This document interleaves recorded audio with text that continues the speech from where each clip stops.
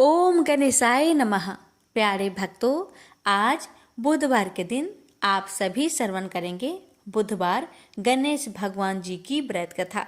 बुधवार के दिन गणेश जी का पूजन करने का विधान है। कहा जाता है कि इनका पूजा और कथा को श्रवण करने से भक्तों की सभी दुख कष्ट दूर हो जाते हैं, जीवन में सुख समृद्धि आती है, व्यक्ति में सहनशीलता का विकास होता है, संकट रोग और दरिद्रता से मुक्ति मिलती है, आर्थिक समस्याओं से छुटकारा मिलता है। और इसके साथ ही भक्तों, कथा को अगर श्रद्धा भाव से श्रवण किया जाए तो उनको जल्द ही कर्ज से भी छुटकारा मिल जाता है। तो आइए हम श्रवण करते हैं सभी मनोकामनाओं को पूर्ण करने वाली गणेश भगवान जी की व्रत कथा। आप सभी भक्तों की मंगल कामना को करते हुए इस कथा का श्रवण करते हैं। गणेश भगवान जी, रिद्धि सिद्धि माता, आप सभी भक्तों की हमारी सभी की मनोकामना को पूर्ण करे। प्रेम से बोलिए गणेश भगवान जी की जय। एक सास बहू थी। सास उसकी बहू को खाना नहीं देती थी। बहू रोज नदी पर जाती तो जाते समय घर से आटा ले जाती। नदी के पानी से आटा गूंथती। गणेश जी भगवान के मंदिर के दीपक से घी लेती। भोग में से गुड़ लेती। पास के शमशान में बाटी सेकती। बाटी में घी गुड़ मिलाकर चूरमा बनाती और गणेश जी भगवान के भोग लगाकर खुद जीम लेती। ऐसा करते बहुत दिन हो गए। यह देखकर गणेश जी भगवान को बहुत आश्चर्य हुआ और उन्होंने अपने नाक पर उंगली रख ली। बहू तो घर आ गई, परंतु जब दूसरे दिन मंदिर के पट खुले तो लोगों ने देखा गणेश जी भगवान की नाक पर उंगली है, तो मंदिर में भीड़ एकत्रित हो गई। गांव के लोगों ने हवन पूजा की, पर गणेश जी भगवान ने उंगली नहीं उतारी। तब सारे गांव में कहलवा दिया कि जो कोई गणेश जी भगवान के नाक से उंगली हटावेगा उसे राजा जी सम्मानित करेंगे। बहू ने सास से कहा, सासू जी मैं कोशिश करूंगी। तब सास बोली, इतने बड़े बड़े पंडित विद्वान कोशिश कर लिए तो क्या करेगी। सब लोग मंदिर के बाहर एकत्रित हो गए। बहू घूंघट निकालकर अंदर गई, पर्दा लगाया। लोग गणेश जी से हाथ जोड़कर बोले, हे विघ्नहर्ता, मेरे घर से आटा लाती, लोगों को चढ़ाया, घी गुड़ लेती, शमशान में बाटी सेकती, उससे आपको क्या आपत्ति हुई? आपको मुंह से उंगली हटानी पड़ेगी। गणेश जी ने सोचा, इसकी बात तो माननी पड़ेगी। इसने पहले मेरे भोग लगाया, यह तो मेरी भक्त है। गणेश जी भगवान ने उंगली हटा ली और बहू को आशीर्वाद दिया कि इस गांव में सभी प्रेम से रहेंगे। बहू मंदिर से बाहर आई। सब गांव वालों ने कहा, बहू तूने उंगली कैसे हटवाई? तू तो जादूगरनी है। तब बहू ने सारी बात गांव वालों को बताई कि मेरी सास मुझे खाना नहीं देती थी। तब मैं घर से आटा लाकर नदी के पास पानी से आटा लगाकर बाटी बनाकर शमशान में सेककर गणेश जी के दीपक से घी प्रसाद में से गुड़ चुराकर गणेश जी के भोग लगाकर खुद खा लेती। इसलिए गणेश जी को आश्चर्य हुआ और उन्होंने नाक पर उंगली रख ली और मेरी प्रार्थना पर उंगली हटा ली और मुझे वरदान दिया कि अब से इस गांव में सब प्रेम से रहेंगे। हे गणेश जी भगवान, जैसे बहू का मान बढ़ाया, वैसे जो भक्त आपकी इस कथा को बड़े ही श्रद्धा भाव से श्रवण करे, उन सबका मान बढ़ाना, रक्षा करना, घर में अन्न धन का भंडार भरना। प्रेम से बोलिए गणेश जी महाराज की जय। गणेश भक्त से हमारी निवेदन है कि इस कथा को शेयर अवश्य करें। एक गांव में माँ बेटी रहती थी। एक दिन वह अपनी माँ से कहने लगी कि गांव के सब लोग गणेश मेला देखने जा रहे हैं, मैं भी मेला देखने जाऊंगी। माँ ने कहा कि वहाँ बहुत भीड़ होगी, कहीं गिर जाओगी तो चोट लगेगी। लड़की ने माँ की बात न सुनी और मेला देखने चल पड़ी। माँ ने जाने से पहले बेटी को 2 लड्डू दिए और 1 घंटी में पानी दिया।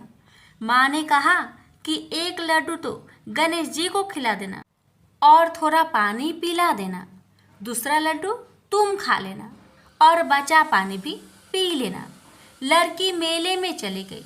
मेला खत्म होने पर सभी गांव वाले वापस आ गए, लेकिन लड़की नहीं आई। लड़की मेले में गणेश जी के पास बैठ गई और कहने लगी कि 1 लड्डू और पानी गणेश जी तुम्हारे लिए और 1 लड्डू और बाकी बचा पानी मेरे लिए। इस तरह कहते कहते सारी रात बीत गई। गणेश जी ये देखकर सोचने लगे कि अगर मैंने 1 लड्डू और पानी नहीं पिया तो यह अपने घर नहीं जाएगी। यह सोचकर गणेश जी एक लड़के के भेष में आए और उससे 1 लड्डू लेकर खा लिया और साथ ही थोड़ा पानी भी पी लिया। फिर वह कहने लगे कि मांगो, तुम क्या मांगती हो।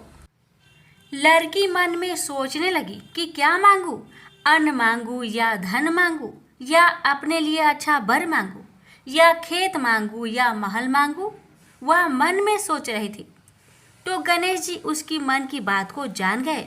वह लड़की से बोले कि तुम अपने घर जाओ और तुमने जो भी अपने मन में सोचा है वह सब तुम्हें मिलेगा। लड़की घर पहुंची तो माँ ने पूछा कि इतनी देर कैसे हो गई। बेटी ने कहा कि आपने जैसा कहा था मैंने वैसा ही किया है। और देखते ही देखते जो भी लड़की ने सोचा था वह सब कुछ हो गया। प्रेम से बोलिए गणेश भगवान की जय। एक समय की बात है कि साहूकार अपने पत्नी को लाने के लिए अपने ससुराल गया। कुछ दिन रहने के बाद उसने अपनी पत्नी के साथ अपने घर आने की सोची। दुर्भाग्य से उस दिन बुधवार का दिन था। लड़की के परिवार वालों ने कहा कि आज बुधवार का दिन है, जो कि किसी कार्य हेतु शुभ नहीं माना जाता है, इसलिए आज तुम मत जाओ। किंतु साहूकार ने किसी की एक ना मानी और पत्नी समेत अपने ससुराल से घर को प्रस्थान किया। रास्ते में साहूकार की पत्नी को प्यास लगी। उसने साहूकारनी से कहा, तुम बैलगाड़ी में ही बैठो, मैं पानी लेकर आता हूँ। जब वो पानी लेकर आया तो उसने देखा कि उसका शक्ल का एक आदमी उसके पत्नी के साथ बैठा है। तब उसने जाकर उस पुरुष से पूछा, तुम कौन हो। तब उसने कहा, मैं साहूकार हूँ। और फिर दोनों के बीच में झगड़ा शुरू हो गया और वहां लोग और कुछ सिपाही आ गए, जिन्होंने उस स्त्री से पूछा, तुम्हारा पति कौन है। तब वो इसका उत्तर न दे सकी और साहूकार अपने मन में कहने लगा कि ये प्रभु कैसा लीला है आपका। तब आकाशवाणी हुई, अरे मूर्ख, आज बुधवार का दिन था, तभी तूने आज ही गमन किया। ये सब भगवान बुध देव के प्रकोप से हो रहा है, वो तुझसे रूठ गए हैं।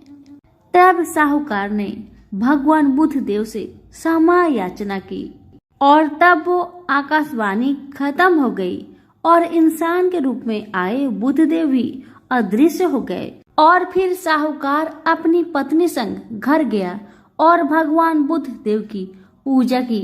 जो भी इस व्रत कथा को सुनता है उसको बुधवार की यात्रा करने का पाप नहीं लगता है। प्रेम से बोलिए बुध देव की जय हो। प्रेम से बोलिए गणेश जी महाराज की जय।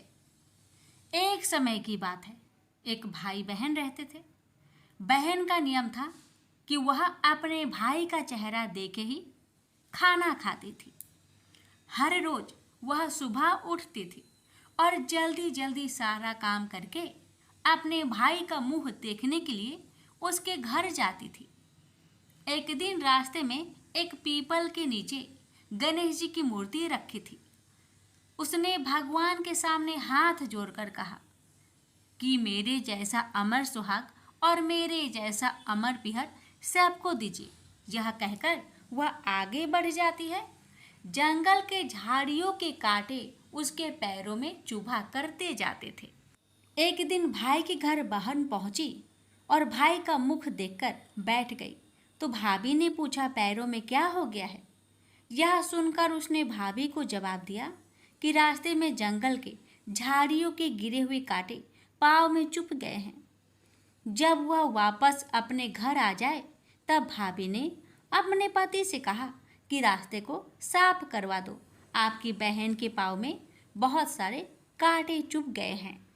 भाई ने तब कुल्हाड़ी लेकर सारी झाड़ियों को काटकर रास्ता साफ कर दिया, जिससे गणेश जी का स्थान भी वहां से हट गया। यह देखकर भगवान गुस्सा हो गए और उसके भाई के प्राण हर लिए। लोग अंतिम संस्कार के लिए जब भाई को ले जा रहे थे तब उसकी भाभी रोते हुए लोगों से कही, थोड़ी देर रुक जाओ, उसकी बहन आने वाली है, वह अपने भाई का मुख देखे बिना नहीं रह सकती, उसका यह नियम है। तब लोगों ने कहा, आज तो देख लेगी पर कल कैसे देखेगी? रोज दिन की तरह बहन अपने भाई का मुंह देखने के लिए जंगल में निकली। तब जंगल में उसने देखा कि सारा रास्ता साफ किया हुआ है। जब वह आगे बढ़ी तो उसने देखा कि सिद्धि विनायक को भी वहां से हटा दिया गया है। तब उसने जाने से पहले गणेश जी को एक अच्छे स्थान पर रखकर उन्हें स्थान दिया और हाथ जोड़कर बोली, भगवान मेरे जैसा अमर सुहाग और मेरे जैसा अमर पिहर सबको देना। और फिर बोलकर आगे निकल गई। भगवान तब सोचने लगे, अगर इसकी नहीं सुनी तो हमें कौन मानेगा, हमें कौन पूजेगा? तब सिद्धि विनायक ने उसे आवाज दी, बेटी इस खेजड़ी की 7 पत्तियां लेकर जा और उसे कच्चे दूध में घोलकर भाई के ऊपर छींटा मार देना, वह उठकर बैठ जाएगा। यह सुनकर जब बहन पीछे मुड़ी तो वहाँ कोई नहीं था। फिर वह यह सोचने लगी कि ठीक है, जैसा सुना वैसा कर लेती हूँ। फिर वह 7 खेजड़ी की पत्तियां लेकर अपने भाई के घर पहुंची। उसने देखा वहाँ कई लोग बैठे हुए हैं, भाभी बैठी रो रही है और भाई की लाश रखी है। तब उसने उस 7 पत्तियों को बताए हुए नियम के तहत भाई के ऊपर इस्तेमाल किया। तब भाई उठकर बैठ गया। भाई बोला बहन से, बोला मुझे बहुत ही गहरी नींद आ गई थी। तब बहन बोली, यह नींद किसी दुश्मन को भी ना आए, और उसने सारी बात अपने भाई को बता दी। तो मान्यता के अनुसार ये है गणेश जी की चमत्कारी कथा। प्रेम से बोलिए गणेश भगवान जी की जय हो। पौराणिक कथा के अनुसार एक समय की बात है कि भगवान विष्णु का विवाह माता लक्ष्मी जी के साथ निश्चित हुआ। विवाह की सभी तैयारी होने लगी। सभी देवी देवताओं को निमंत्रण भेजे गए, लेकिन भूलवश गणेश जी को निमंत्रण देना रह गया था। इधर भगवान विष्णु की बारात जाने का समय आ चुका था। सभी देवता अपनी पत्नियों के साथ विवाह समारोह में शामिल होने को आए, परंतु सभी देवी देवताओं ने देखा कि गणेश जी कहीं दिखाई नहीं दे रहे हैं। तब उन सभी ने आपस में चर्चा की, क्या गणेश जी को नहीं न्योता दिया गया या गणेश जी ही नहीं आए हैं? सभी को इस बात पर बहुत आश्चर्य हुआ। इस बात पर उन सभी ने विष्णु भगवान से ही इसका कारण पूछा। विष्णु भगवान से पूछने पर उन्होंने कहा कि हमने गणेश जी के पिता भोलेनाथ, महादेव और माता पार्वती को न्योता भेजा था।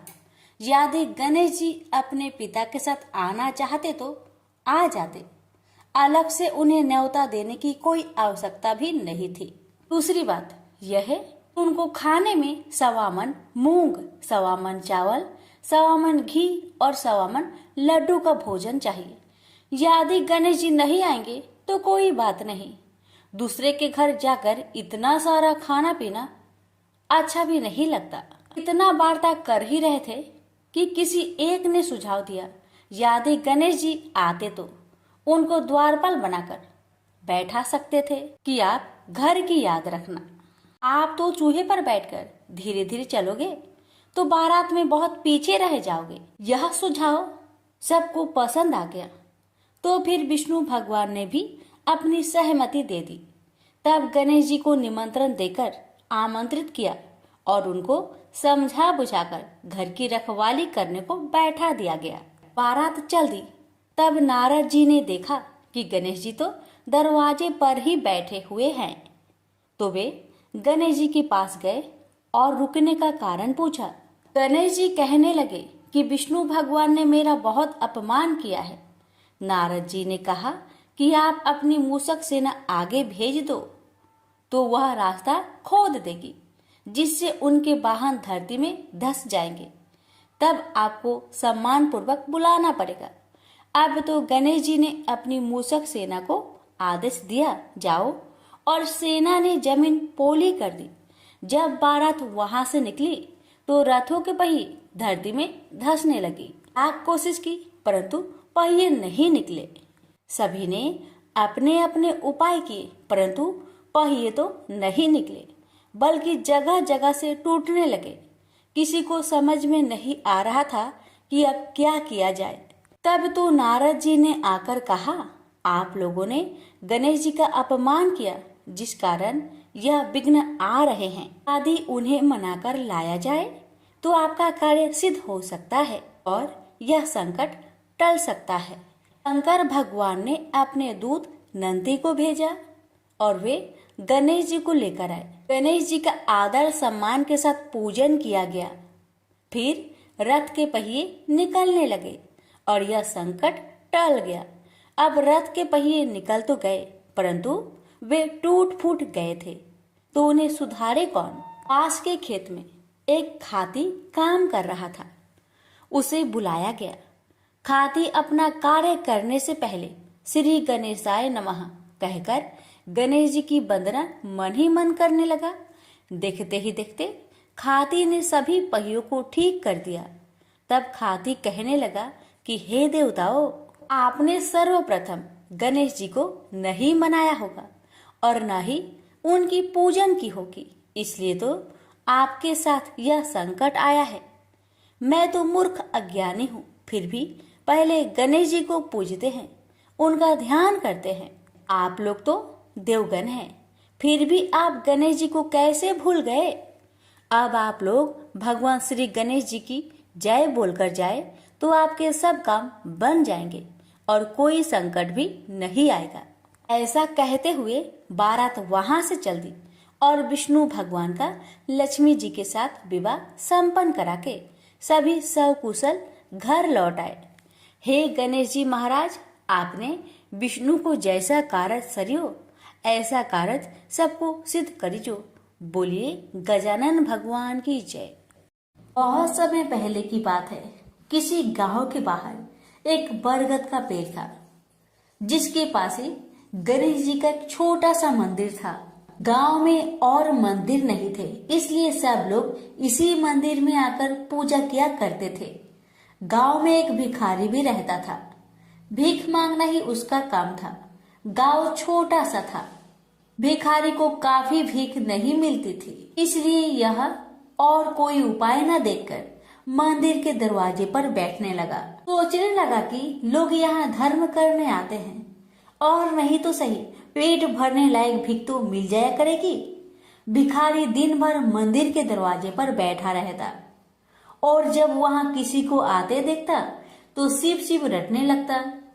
इस तरह बेचारा दिन भर गणेश जी और शिव जी का नाम जपता रहता था, मगर शाम तक उसे भीख मिलती थी। फिर 2-4 मुट्ठी अन्न और कुछ फल मूल और कभी कभी 4-6 पैसे मिलते थे। हालांकि इतनी थोड़ी आमदनी से किसी की गुजर कैसे हो सकती है। फिर भिखारी को अपना ही नहीं बल्कि अपनी बेटी की भी चिंता करनी पड़ती थी। उसकी बेटी का नाम था कमला और वह बड़ी चतुर और बड़ी समझदार थी, मगर चतुराई और समझदारी से तो पेट की आग नहीं बुझती। उसे तो भोजन चाहिए, इसलिए कमला कभी कभी अपने बाप को भोजन पाने के लिए तंग करने लगती थी। उस वक्त भिखारी के दिल पर बड़ी चोट लगती, उसकी आंखें भर आती थी, वह चिंता के समुद्र में डूब उतरने लगता था। गर्मी के दिन थे, दोपहर का समय था, ऊपर आसमान और नीचे धरती धक धक जल रही थी, चारों तरफ सन्नाटा छा रहा था। ऐसे ही समय में महादेव पार्वती लोगों का सुख दुख देखने इस संसार में आए। चलते चलते वे उसी गांव में पहुंचे और गणेश जी के मंदिर के सामने से निकले। भिखारी उन्हें आते देख ओम नमः शिवाय की रटना रटने लगा। भिखारी की यह हालत देख पार्वती जी को बड़ी दया आई। उन्होंने महादेव जी से कहा, भगवान इस भिखारी की तरफ भी तो देखिए, बेचारा कितना दुखी है। देखिए तो कितने प्रेम से आपका नाम जप रहा है, और आप भगवान कितने कठोर है। आपको क्या इस भिखारी पर दया नहीं आई? मैंने सुना था कि लोग बड़े पापी हो गए हैं, वो देवताओं का पूजा नहीं करते, मगर नहीं, आज मुझे मालूम हुआ कि इसमें उनका कोई अपराध नहीं, सब तो देवताओं का अपराध ही है। आप इसी भिखारी को ले लीजिए। बेचारा को आपका नाम लेते लेते बरसों बीत गए, इतने पर भी अभागा पेट भर भोजन तक नहीं पाता। जब देवता ही ऐसे कठोर हो जाएंगे तब कोई काहे उनकी पूजा करेगा। अब महादेव जी को पार्वती जी की बात लग गई। भगवान बोले, देवी आप असल बात क्या है नहीं जानती, और आप जान भी नहीं सकती, क्योंकि आपका हृदय ही इतना कोमल है कि मैं कहता हूँ देवी आप जिद ना करें, जो हो रहा है उसे होने दीजिए। देवी ने एक ना सुना तो भगवान ने कहा, ठीक है, तो मैं आज इस भिखारी के लिए कुछ बंदोबस्त करा देता हूँ, जिससे इस भिखारी का दुख दूर हो जाएगा। इतना कहकर महादेव जी पार्वती जी के साथ मंदिर में पहुँचे। माता पिता को आते देख गणेश जी उठकर खड़े हो गए। उन्होंने बड़े प्रेम से माता पिता को प्रणाम किया। महादेव जी ने गणेश जी को आशीर्वाद दिया और कहा, देखो बेटा, यह भिखारी बरसों से तुम्हारे द्वार पर बैठा है, मेरा नाम जपा करता है, मगर तुमने अब तक इस पर दया क्यों नहीं किया? अब ऐसा कुछ उपाय करो जिससे इस बेचारे का दुख दूर हो जाए। गणेश जी ने हाथ जोड़कर उत्तर दिया, अच्छी बात है पिताजी, 7 दिन के भीतर उसका दुख दूर हो जाएगा, उसे कहीं न कहीं से 2 लाख रुपए मिल जाएंगे। गणेश जी का उत्तर सुनकर महादेव पार्वती आगे को चल गए। इसी समय एक बनिया मंदिर में पूजा करने आया था। वह आड़ में छिपा छिपा महादेव जी और गणेश जी की बातें सुन रहा था। उसने सोचा, ये तो बहुत अच्छा मौका है, यदि थोड़ी चतुराई से काम लूं तो सहज ही 2 लाख का मालिक मैं हो सकता हूँ। बस वह बड़ी खुशी से भिखारी के सामने पहुंचा और उसे प्रणाम कर एक तरफ बैठ गया। भिखारी को आज तक किसी ने प्रणाम नहीं किया था, न कोई उसके पास आकर बैठा ही था। बनिए की इस काम से भिखारी ने समझा कि यह बेशक कोई भला मानुष है। वह मन ही मन प्रसन्न हुआ और बनिए से बोला, बाबा आप बहुत दयालु जान पड़ते हैं, कहिए मेरे पास आने की कृपा क्यों कर हुई? आप नहीं जानते मैं गरीब भिखारी हूँ। बनिए को तो अपना मतलब गांठना था। मीठेपन से बोला, आप भिखारी है? कौन कहता है कि आप भिखारी है? मुझे अच्छी तरह मालूम है कि आप एक पहुंचे हुए महात्मा हैं और आपके दर्शन से लोगों के पाप दूर हो जाते हैं। मैं भी आपके दर्शन करने चला आया हूँ। मुझे आपसे कुछ पूछना है, यदि आज्ञा दो तो पूछो। भिखारी खुशी से बोला, पूछिए। बनिया बोला, भला दिन भर आपको कितनी भीख मिल जाती है? भिखारी बोला, भाई मिलने की क्यों पूछते हो, यहाँ तो पेट की भी लाले पड़े रहते हैं। रोजाना 2-4 मुट्ठी अन्न मिल जाता है, कभी 2-4 पैसे भी मिल जाते हैं, किसी तरह दिन काट लेता हूँ।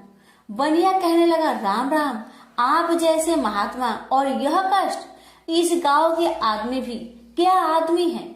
आपकी थोड़ी सी सहायता नहीं कर सकते? आप कैसे यह कष्ट सह लेते हैं? मुझे तो आप पर बड़ी दया आती है। मेरे जी में आता है कि मैं आपकी कुछ सेवा करूं, पर कहने में डर मालूम होता है। भिखारी बोला, आप मेरी सहायता कर सकते हैं? तब बनिया हंसते हुए बोला, मेरी इतनी हैसियत कहाँ है जो आपकी कुछ सेवा कर सकूं, मगर एक बात है, आज से 7 दिन तक आपको जो कुछ भी मिले वह मुझे दे दीजिए, बदले में आपको मैं 100 रुपया दे दूंगा। 100 रुपये के नाम सुनते ही भिखारी मारे खुशी के उछल पड़ा। उसने सोचा, अगर 100 रुपये मिल जाए तो क्या कहना, यहाँ तो 7 दिन में 7 आने के सामान भी न मिले, तब तो 100 रुपये छोड़ देना सरासर बेवकूफी होगी, पूरा गधापन है। मगर इसी समय उसे लड़की की ख्याल आ गई। उसने सोचा, अगर मैं 100 रुपया लेकर घर पहुंचा और मेरी बिटिया रानी गुस्सा करने लगी तो पहले मैं उसकी सलाह ले लेता हूँ। बस यही विचार में आते ही उसने बनिए को जवाब दिया, आपने मुझ पर बड़ी कृपा की, मगर मैं अभी कुछ नहीं कह सकता, सोच विचार करके कल कहूँगा। जब बनिया चला गया तब भिखारी ने अपनी बिटिया को बुलाया और उससे सब हाल कह सुनाया। चतुर बिटिया कमला ने फौरन समझ गई कि इसमें जरूर कोई बनिए की शैतानी है। उसने पिता से कहा, बनिया बिना फायदे के क्यों 100 रुपये देने चला? खैर कोई बात नहीं पिताजी, मैं कल उस बनिए से बातें तय कर लूंगी, मगर आप बीच में कुछ ना बोलना। उधर बनिए का बुरा हाल था, रात भर उसके पेट में चूहे उछलते रहे। बड़ी मुश्किल से सवेरा हुआ, बनिए की जान में जान आई। वह हाथ मुंह धोते ही भिखारी के पास आ पहुंचा और छुटते ही बोला, क्या विचार किया आपने? कमला भी बनिए से निपटने को तैयार बैठी थी। बनिए की बात सुनते ही उसने जवाब दिया, सेठ जी, हम लोगों ने विचार किया, भला 100 रुपये में क्या होता है, इतना सस्ता सौदा होना मुश्किल है, माफ कीजिए। कमला का उत्तर सुनते ही बनिए पर मानो बिजली गिर पड़ी। पर लाख रुपए के लालच छोड़ना भी कठिन था। वह 200 रुपए देने को राजी हो गया। अब तो कमला का संदेह और भी पक्की हो गया। वह समझ गई कि बनिया जरूर किसी भारी लाभ के लिए ही इतने रुपए देना चाहता है। उसने जवाब दिया, सेठ जी, इतना सस्ता सौदा और कहीं होता होगा? 100 दो, 100 या 1000 दो, 1000 में तो होता ही क्या है। जो चीज आप कौड़ियों में मोल खरीदना चाहते हैं वह लाख रुपए में भी सस्ती है। यह सुनकर बनिया बहुत घबराया, परंतु उसने अपनी कोशिश जारी रखी। मारे लोभ के वह अंधा हो रहा था। उसको लोभ का भूत सवार हो गया था।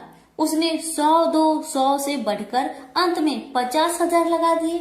अब कमला ने सोचा, इतने रुपए थोड़े नहीं होते। अब बिटिया कमला ने सोचा, इतने बड़े रकम को छोड़ना ठीक नहीं है। उसने बनिए से कहा, खैर आप नहीं मानते तो मैं ही आपकी बात मान लेती हूँ, मगर शर्त यह है कि रुपए अभी मिलने चाहिए। ये शर्तें मंजूर करने में बनिए को क्या उजर थी। वह खुशी खुशी घर लौटा। उसने सोचा 50,000 रुपए देकर 1 लाख लेना कुछ बुरा नहीं है।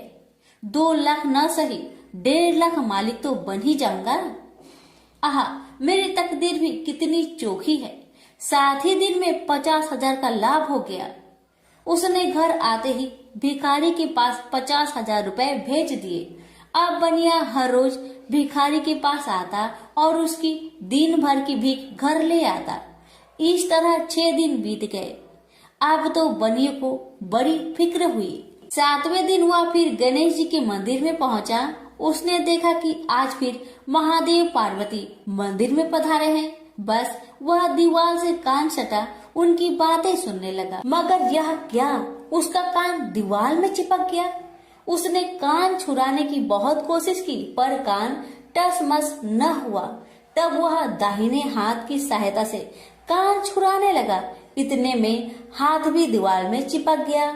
इधर महादेव जी ने गणेश जी से पूछा, बेटा इस भिखारी के लिए कुछ इंतजाम हुआ है? गणेश जी बोले, जी हाँ, उसे 50,000 रुपए तो दिलवा दिए हैं, बाकी के लिए बनिए को दीवार से चिपका कर रखा है। यह बनिया बड़ा लोभी कंजूस है।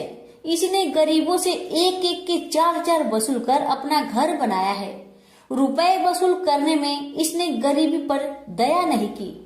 उनके बच्चे भूखे मरते रहे, पर इसने 4 रुपए वसूल करके भी संतुष्ट नहीं किया। इस तरह इसने 1 लाख रुपए से अपनी तिजोरी भर ली है। गरीबों के माल से यह सुख नहीं उठा सकता। अब जब तक यह भिखारी को बाकी 50,000 रुपए न देगा तब तक दीवार से चिपका रहेगा। गणेश जी की बातें सुनकर बनिए ने अपना माथा को पीट लिया। इसकी आंखें में आंसू बरसने लगे। जब उसने घर से 50,000 रुपए मंगवाया और भिखारी को दे दिए तब कहीं दीवार से उसका पीछा छूटा।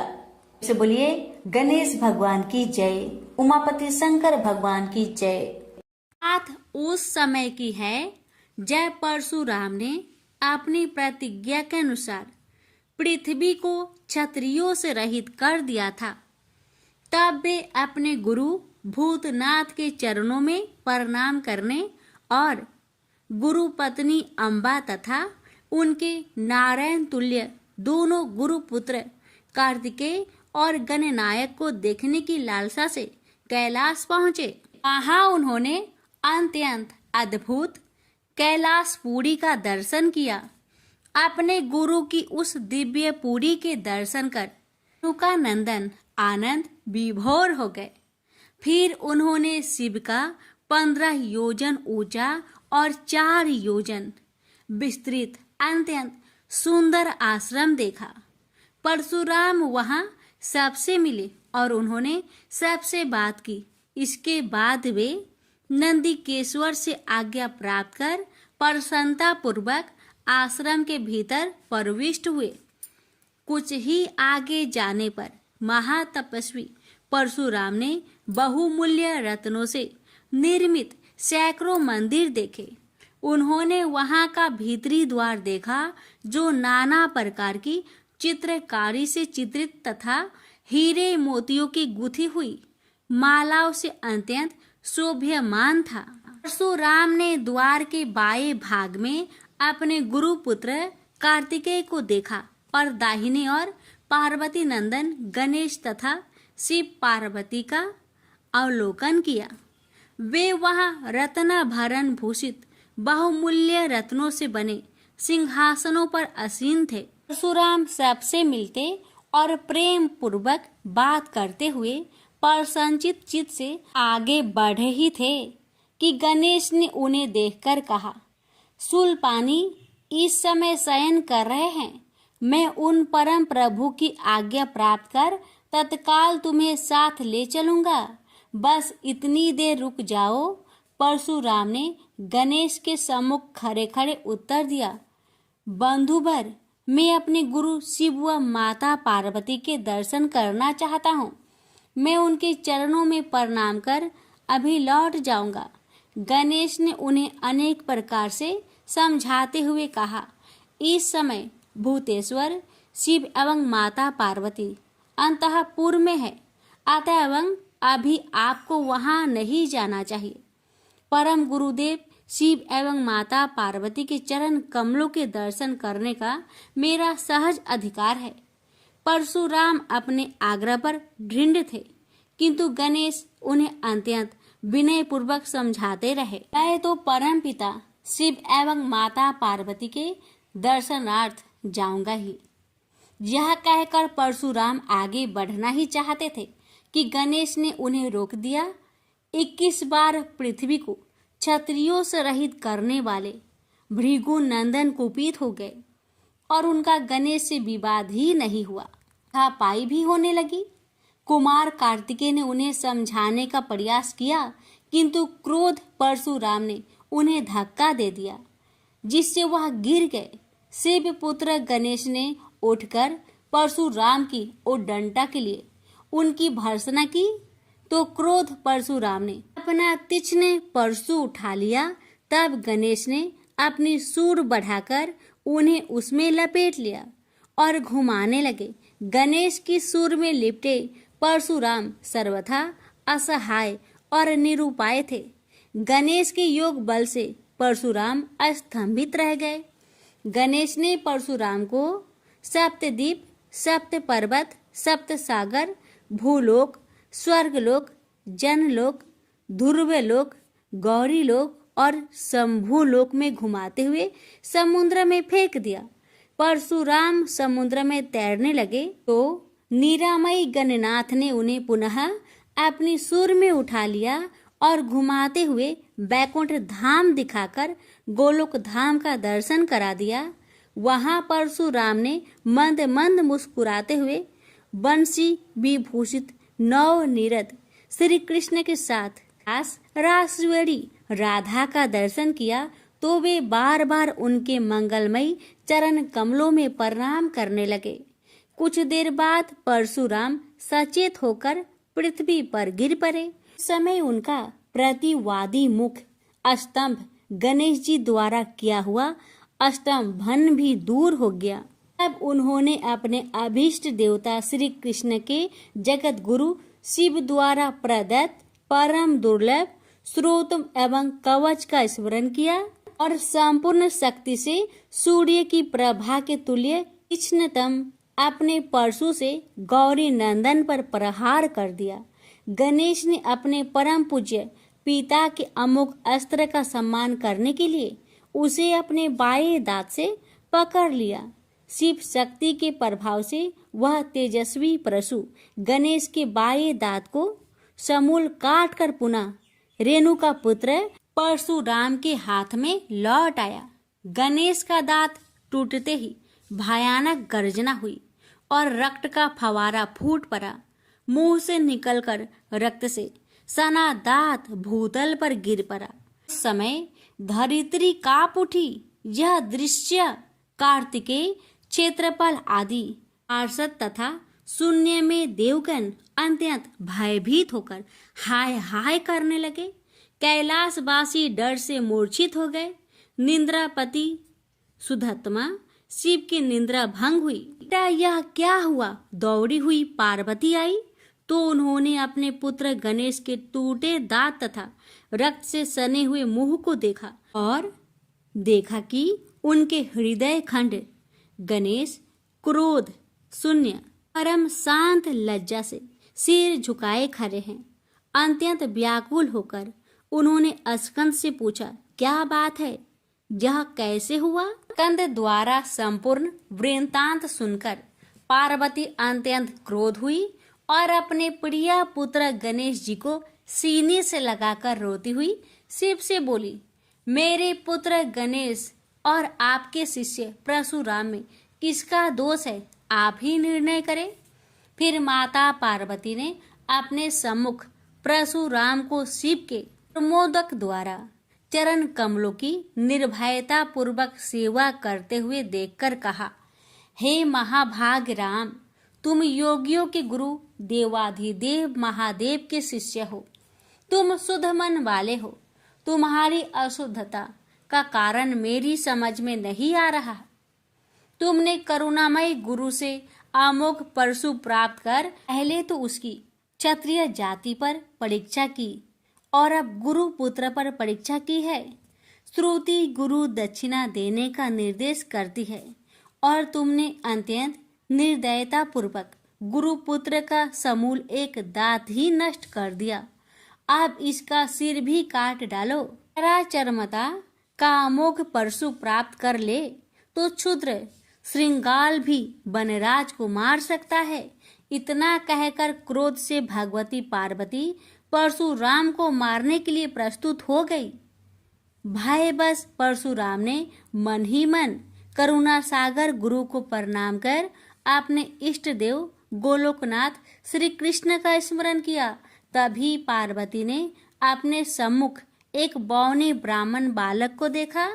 उस पर तेजस्वी ब्राह्मण बालक को देखकर आतुरता से भगवान शंकर ने भक्ति पूर्वक मस्तक झुकाकर प्रणाम किया। उसके बाद माता पार्वती ने भी उसे प्रणाम किया। परम तेजस्वी ब्राह्मण बालक ने शिव एवं पार्वती को शुभ आशीर्वाद प्रदान किया। यह दृश्य देखकर कैलाशवासी बालक बालिकाएं भयभीत एवं चकित हो गए। फिर भगवान शंकर ने उनका पूजन किया। वे वामन भगवान रत्न सिंहासन पर विराजमान थे। उनका उत्कृष्ट तेज सर्वत्र फैल रहा था। भगवान शंकर ने मधुर शब्दों में कहा, आज मेरा परम सौभाग्य है जो आपने कृपा पूर्वक मेरे यहाँ पधार कर मुझे सेवा का अवसर प्रदान किया है। आशुतोष शिव की मधुर वाणी से प्रसन्न होकर ब्राह्मण बाल रूपी स्वयं श्री हरि ने गंभीर स्वर में कहा, आप लोग की वर्तमान स्थिति जानकर मैं श्वेत द्वीप से आ रहा हूँ। मेरे भक्तों का कभी अमंगल नहीं होता। मेरा सहस्त्रसार उनके रक्षार्थ प्रतिक्षण प्रस्तुत रहता है, किंतु गुरु के रुष्ट होने पर मैं विवश हो जाता हूँ। गुरु की अवहेलना बलवती होती है। विद्या और मंत्र प्रदान करने वाला गुरु अभिष्ट देव से 100 गुना श्रेष्ठ है। गुरु से बढ़कर कोई देवता नहीं है, पार्वती से बढ़कर कोई पतिव्रता नहीं है तथा गणेश से उत्तम कोई जितेंद्रिय नहीं है। भृगु नंदन ने गुरु पत्नी एवं गुरु पुत्र की अवहेलना कर दी है। उसी का मार्जन करने के लिए मैं यहाँ उपस्थित हुआ हूँ। श्री हरि ने भगवान शंकर के बाद भगवती पार्वती से कहा, तुम जग जननी हो। तुम्हारे लिए गणेश, कार्तिकेय और परशुराम भी पुत्र तुल्य है। इन परशुराम ने स्नेह के प्रति शिव और तुम्हारे मन में भेद नहीं है। आता एवं जो उचित समझो करो। देव बड़ा प्रबल होता है। बालकों का यह विवाद तो देव दोष से ही घटित हुआ है।